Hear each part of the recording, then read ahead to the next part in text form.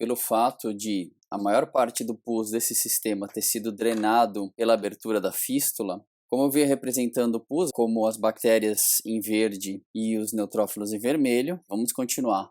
A polpa ainda não recebeu um tratamento profissional adequado, então a gente ainda tem uma quantidade bastante interessante de bactérias aqui dentro, né? Lembra que essa polpa necrótica é uma sopa proteica, uma quantidade relativamente grande de bactérias nesse ligamento, e essas bactérias vão continuar, sim, fazendo o caminho pelos microporos que foram feitos ali naquele início do caminhar do neutrófilo da área esponjosa do osso para a área do estímulo quimiotático. Neutrófilos eu vou ter pouquíssimos aqui na polpa, lembra que eles estão fagocitando as bactérias e morrendo junto. No ligamento eu vou ter uma quantidade ainda bastante interessante, porque o ligamento ainda tem vasos preservados que podem mandar bastante neutrófilos. Nós vamos ter neutrófilos fazendo o caminho também do osso esponjoso em direção ao ligamento periodontal seguindo estímulo quimiotático. E vamos ter neutrófilos aqui. Então tudo isso constitui um pus. Vocês perceberam que eu fiz um desenho com uma quantidade bem menor de pus. Se vocês lembrarem do vídeo passado, vocês vão ver que, pelo fato da maior parte desse pus ter sido drenado pela fístula, que estava nessa região no desenho anterior, e aqui eu já fiz ela em processo de cicatrização, bem como o osso em processo de cicatrização também, nós vamos ter uma quantidade bem menor de pus aqui.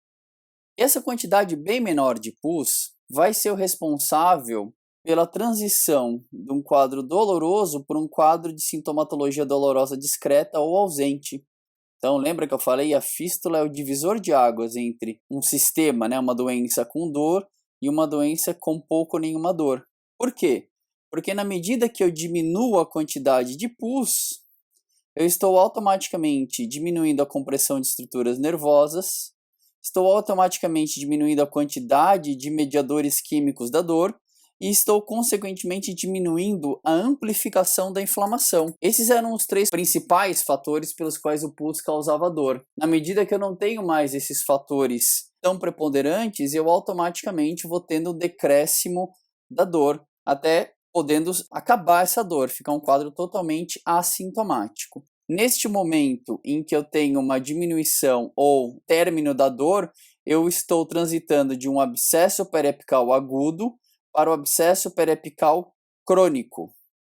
Lembrando que essa classificação ela é puramente clínica, porque todo o abscesso microscopicamente é uma coleção de neutrófilos. Essa é uma classificação clínica, vou até escrever aqui.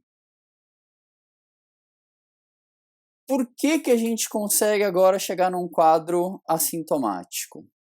Porque além da diminuição de pus e, consequentemente, da diminuição dos seus modos de causar dor, digamos assim, a gente passa a ter também uma maior acomodação das estruturas nessa região.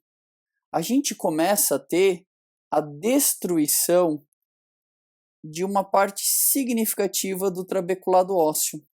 Então, é como se o pus fosse destruindo esse trabeculado ósseo até que formasse-se uma cavidade aonde o pus passa a caber, aonde o pus passa a viver. E isso compromete também a cortical alveolar. Essa cortical alveolar não vai ser tão fácil de apagar. Então o pus ele consegue aos poucos, por destruir o osso, lembre-se que o neutrófilo destrói cortical, destrói a área esponjosa no trajeto fistuloso, também vai destruir toda essa área esponjosa. Aos poucos nós teremos a formação de uma cavidade que tem limites irregulares, por isso eu estou desenhando tracejado.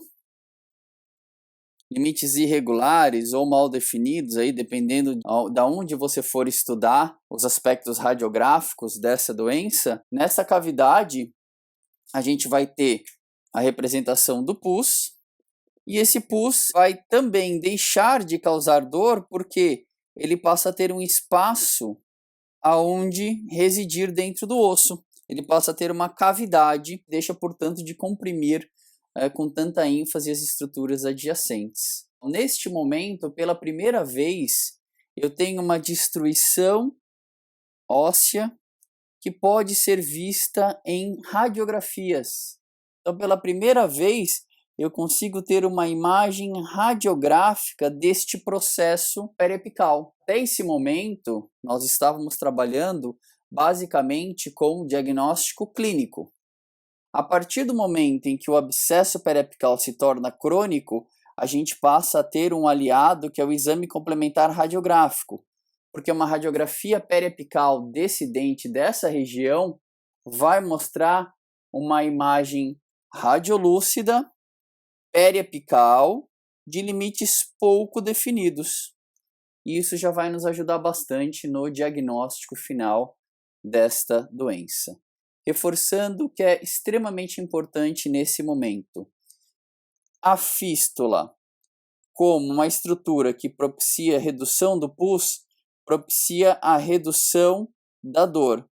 E o abscesso periapical, que tem pouca ou nenhuma dor, é o abscesso periapical crônico, que é uma classificação clínica e que pode começar a ser observado numa radiografia, principalmente a radiografia periapical. Essa é a transformação do abscesso periapical agudo no abscesso periapical crônico.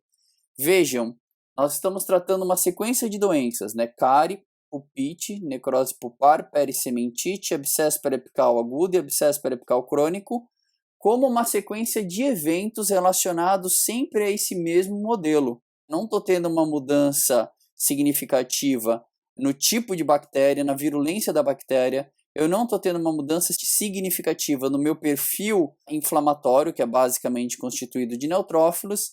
Então, eu consigo ver diferentes doenças originadas a partir do mesmo estímulo, do mesmo binômio infecção e inflamação, mas com quadros completamente diferentes entre si, e eu preciso sempre entender essa sequência de eventos para saber o que vai acontecer daqui para frente.